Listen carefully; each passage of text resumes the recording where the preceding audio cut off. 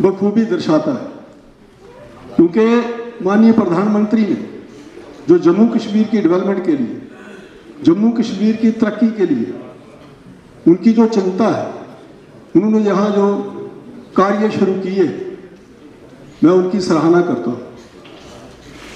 136 स्कीमें और योजनाएं ऐसी हैं जो माननीय प्रधानमंत्री ने जम्मू कश्मीर में गरीब, किसान और मजदूर को, जिनका सीधा फायदा मिल रहा है और डायरेक्ट उनको लाभ मिल रहा है। जैसे मेरे साथियों ने भी बहुत सारी स्कीम्स का जहाँ जिक्र किया, बहुत सारे प्रोजेक्ट का यहाँ जिक्र किया जो जम्मू कश्मीर में इस वक्त चल रहे हैं। और मैं समझता हूँ कि जम्मू कश्मीर एक, जब से माननीय प्रधानमंत्री ने क़यादत संभाली है, तब से जम्मू कश्मीर एक नई सोच के साथ और नया जम्मू कश्मीर बनाने का जो उनकी सोच है, उस पर यहाँ काम किए जा रहे हैं। तो सर, यहाँ 370 दफ़ा का जिक्र हुआ। मैं सर उस पर आपको एक ये हाउस को जानकारी देना चाहता हूँ कि 370 दफ़ा की वजह से अगर सबको कोई नुकसान हुआ है, जैसे अगर कोई भेदभाव हुआ है, तो सर वो जम्मू क्षेत्र के साथ हुए, जम्मू रीजन के साथ हुआ। जम्मू को हमेशा इग्नोर किया गया, चाहे वो डेवलपमेंट के हवाले से हो, चाहे टूरिज्म के हवाले से हो, या जितने भी प्रोग्राम हैं, जितने भी काम हैं, उसमें सर जम्मू को हमेशा इग्नोर किया गया। हम 8 में जब हम 11 MLA थे भारतीय जनता पार्टी के, तो उस वक्त भी हम हाउस में यही चलाते थे कि जम्मू के साथ भेदभाव बंद करो, भेदभाव बंद करो। तो आज अगर माननीय प्रधानमंत्री जी ने सभी जम्मू कश्मीर के जितने भी खित्ते हैं उनको बराबर की डेवलपमेंट के हिसाब से यहाँ कार्य शुरू किया गया और सबको बराबर का हिस्सा मिल रहा है, नहीं तो जम्मू के साथ बहुत बड़ी बेइंसाफी होती थी। तो मैं कुछ आपके नोटिस में ये बातें लाना चाहता हूँ कि सर, हमारे आरसपुरा क्षेत्र में एक बहुत बड़ी फैक्ट्री होती थी, बिल्लो फैक्ट्री और रोजन फैक्ट्री, जिसमें सैकड़ों के हिसाब से वहाँ लोगों को मुलाजमत मिलती थी और लोग वहाँ अपनी रोजी रोटी का वो सहारा था।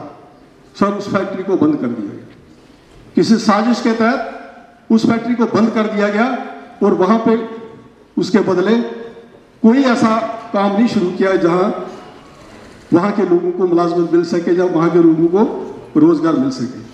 सर, एक और मिसाल मैं देता हूँ डिस्क्रिमिनेशन की।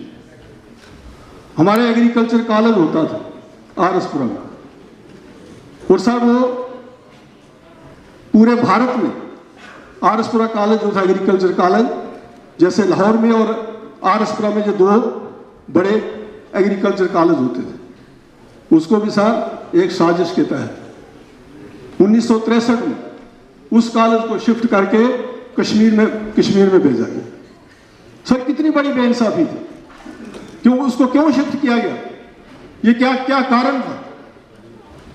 फिर उसके बाद एग्रीकल्चर यूनिवर्सिटी बनाई गई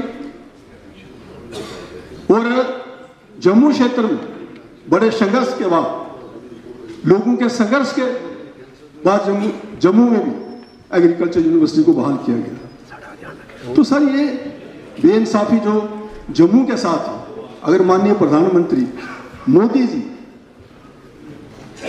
ये सब कर रहे हैं तो हमें उनकी सराहना करनी चाहिए। हमें उनका, मैं समझता हूं कि हमें उनका शुक्रिया अदा करना चाहिए कि वो जम्मू के साथ भी, और यही एक नतीजा है कि आज इस इलेक्शन में अगर जम्मू में सबसे बड़ा मैंडेट मिला है तो हमारी भारतीय जनता पार्टी को, माननीय प्रधानमंत्री को मिला है। यही कारण है, क्योंकि जम्मू के लोग महसूस करते हैं कि जम्मू के साथ जो भेदभाव था उसे खत्म किया गया, जम्मू के साथ जो इम्तियाज होता था उसे खत्म किया गया।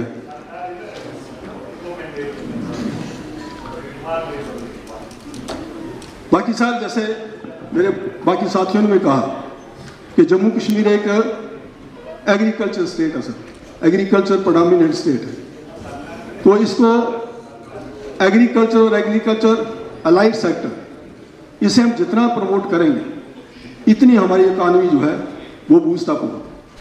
तो एग्रीकल्चर की तरफ हमें ध्यान देने की ज़रूरत है और एग्रीकल्चर में बहुत सारा स्कोप है, चाहे वो आप हार्टिकल्चर ले लो, फ्लोरिकल्चर ले लो, फिश कल्चर ले लो, और बहुत सारे ऐसे प्रोग्राम हैं। जैसे सर हमारे आरएसपुरा की आप सभी जानते हैं कि बासमती जो इंटरनेशनल क्वालिटी के हिसाब से वो पूरे दुनिया में फेमस है, तो उसको सर प्रमोट करने की ज़रूरत है। मैं समझता हूँ कि बासमती को जितना हम फ़रोग देंगे, जितना हम उसकी प्रमोशन की तरफ हम ध्यान देंगे, तो जो किसान है, आज किसान का जो खर्चा है वो भी पूरा नहीं हो रहा है।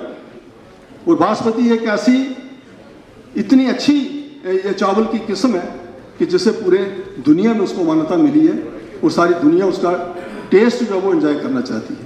तो और मैं सर बता दूं कि महाराजा रणवीर सिंह किसानों की खिदमत के लिए, किसानों की फैसिलिटी के लिए एक नहर बनाई थी सर। आज उस नहर की क्या हालत है वो आप उसकी तरफ तवज्जो देने की ज़रूरत है। किसानों को टाइमली पानी नहीं मिल पा रहा है, तो किसान खेती करेंगे कैसे और किसान फसल उगाएंगे कैसे? सारा जो खेती बाड़ी है सारी निर्भर करती है पानी पे। तो उनको जो किसानों के खेतों तक पानी पहुंचे, ये सरकार की सर प्राथमिकता है।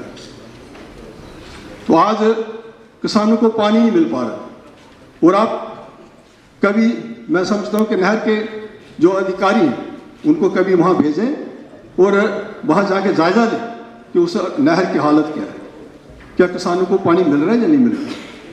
अब दूसरा, क्योंकि किसानों को पानी नहीं मिल पा रहा है तो लोगों ने अपना खुद से बंदोबस्त कर लिया, लोगों ने अपने पंप सेट लगा लिए।